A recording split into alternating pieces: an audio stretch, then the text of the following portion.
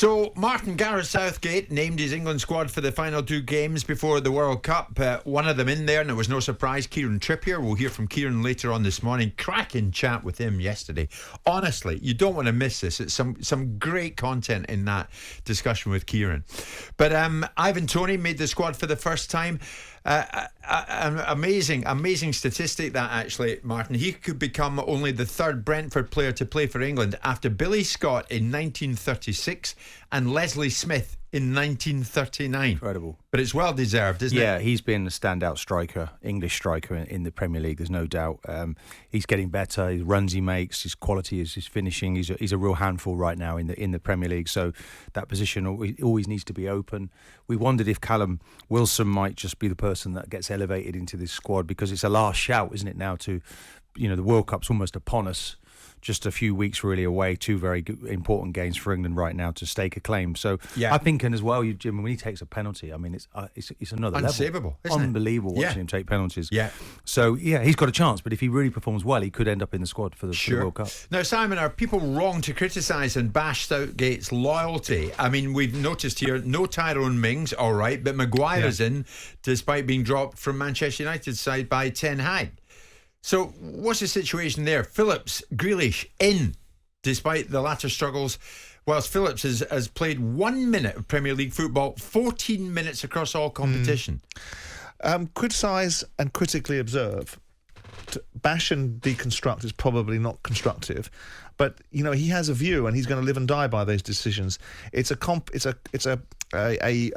combination of players that have performed well for him against his inherent belief in them, balanced with where they are currently. So it's difficult to make a case for some of the players that he's including because they're not active. But that notwithstanding, he will look at them as never having let him down in the circumstances they played in, and he will also look at the circumstances surrounding Manchester City and the uniqueness of their position in terms of how well their team is performing. And ultimately, people like Calvin Phillips not getting an opportunity to break into the starting 11 isn't the same as perhaps other players that are completely out of form. Right. So I just think everything leads to criticising or evaluating, if that's what we want to call it, Gareth Southgate after a tournament rather than before a tournament. Well, I agree, Sam. That's a good point. But loyalty surely is a good thing, Martin. Gareth says there were certain players we wanted to keep involved. But that said, it doesn't mean that this is the end for some who aren't involved. Marcus Rashford, for example, has shown some encouraging signs recently. He's a player we know well, so he can perform at a high level in the next few weeks. He, of course, will be under consideration. So he sent out Rashford.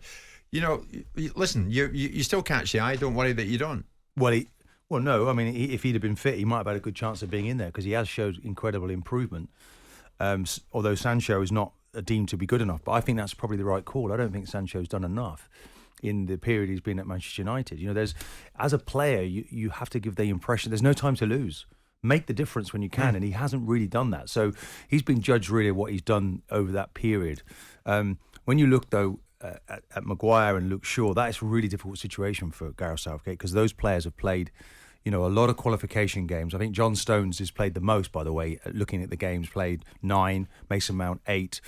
You talk about loyalty, but these guys have actually, played a big part in the games that they've been brought into. But Martin, that said, Calvin Phillips is bizarre, is it not? 1 minute of Premier League football, 14 minutes across all competition.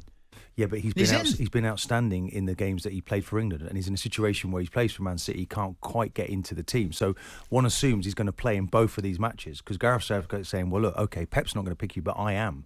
So there'll be some messages, there'll be minutes for certain players.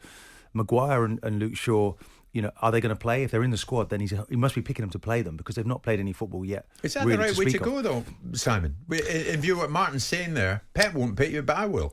Well, the difficulty is arguably Manchester City are the best team in the world, if not the best team, very close to it. So he's in amongst embarrassment of riches. Any other team that he was playing for, he'd probably get into their starting 11. So it's a difficult one. And of course, he's made that choice, and he made that choice to go to Manchester City, and the opportunities haven't afforded him a starting lineup position. But I'm more interested in what Martin has to say about if you were a centre half in consideration for England on the periphery of it. And Harry Maguire is not even getting into the team at Manchester United, and you were starting every week for your club side, how would you feel about this continued loyalty Martin, before you against come in, that's a good question that performance. Simon's asking. There's Ryan saying the same thing. If I were Ben White, I'd tell Gareth to no longer consider me for England as long as he's there. Well, I mean, obviously everyone's got their own individual situation, and all Gareth Southgate can do is actually pick the players he completely believes in. Now, Maguire has done a very good job for England over the piece, and you look at what we've qualified for, finals, semi-finals, it's been a good story. I don't see any appetite to change that. We're only, 6 weeks away from a World Cup. We are running out of time. But if I was someone like Dyer and not in the squad, I'd be immensely disappointed. I think that is a good call. I like seeing Dyer back in there. He also plays in a back three currently. He plays in the middle. If you were Ben White, how would you be feeling? A little bit disappointed, but then Ben's played right back for the start of the season. He hasn't been in his usual position. You could argue that he's actually lost his position as a central defender and come out of there, and that's where Southgate would like to use him. I mean, I would like to move it forward really, and what system is it that Gareth Southgate is going to go with? Are we going to play with a back three? I mean, Stones has been sort of ever present. Does Dyer now come into the middle of that back three? Does Walker play as a central defender and Reece James in at right back? Ben Chilwell, does he come in? I mean, Bellingham is playing exceptionally well right now, has to be a starter in that midfield. I assume it's Rice alongside. So, well, Martin, I'll tell you this, if you're talking about starters, Kieran Trippier would hopefully consider himself a starter. I want your take on this before we hit the first break, Martin. I spoke to Trippier and I said to him, OK, you're in the squad, well done with that, but what constitutes success for England in Qatar? Well, we got to a semi-final, we got to a final, we took the step and the next step, so our thought process and our mentality has to be to win. That's a given. We have to go into the tournament to have the mindset to win it. We've got a great team, a quality manager, so that should be the mindset and the process to any tournament. There you go, Martin. Trippier's saying it straight. We've got to go there and win it. Well, that's got to be the mindset. Of course. And, they've not been far away, have they? The last two major tournaments they've been in. So that will be how they go. But, if we look back at what happened at the end of last season and you look at England's form, we had some disastrous performances, Jim, at the back end of the season in June. OK, maybe it was not a perfect time for us. A lot of this squad and these members played in those 3 or 4 games at the end of last season. Maybe it was too much for those guys and it was just the end of a very difficult time. So I do feel that about putting England back on the map against Italy and Germany, these are key moments now because you're coming into the tournament and you've got to hit the ground running with this team. Okay. So Gareth's got to be very clear in the players that he wants. He's got to, and he is really, I think Trippier plays either right back or left back. He's done that quite regularly. He could play in that wing back role. I'm just interested to see what his first 11 is. These players, I don't think there are any major surprises, in the squad that he's picked. 1 or 2 maybe possibles, but it's about that 11 now, and it's about striking those relationships and building partnerships. And Martin, Danny Murphy said earlier in the week, if Trent won't be going to the World Cup. Won't be going to the World Cup. What's your take on that? No, he will be. Of course he'll be. Of course he will. He's an immense talent, Jim. I mean, some of the passes that fella makes, it's unreal. His vision is remarkable. It's how do you harness that? Well, I mean, I'm going to look at Reece James and say to you, well, okay, if he's a wing back, Reece James is probably, because he's slightly better defensively, going to be in that side. So, but that is a nice problem to have for Gareth Southgate. You cannot. Trent Alexander-Arnold has to go to the World Cup, Jim. He's one of the best fullbacks in the world. When we play against sides that we are expected to beat, then Trent Alexander will come into his own space because he'll be creative and allowed to go forward. But when it comes to defensive questions, when we play against better sides, isn't he a liability defensively?